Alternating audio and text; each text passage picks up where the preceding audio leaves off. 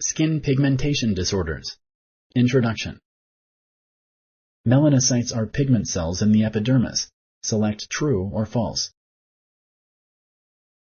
Correct. Does albinism only affect the skin, causing it to be very pale and milky white? Select yes or no. Correct.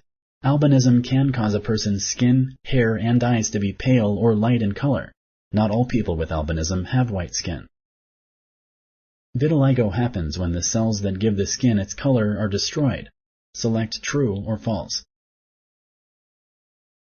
Correct. Vitiligo happens when the melanocytes that give skin its color are destroyed.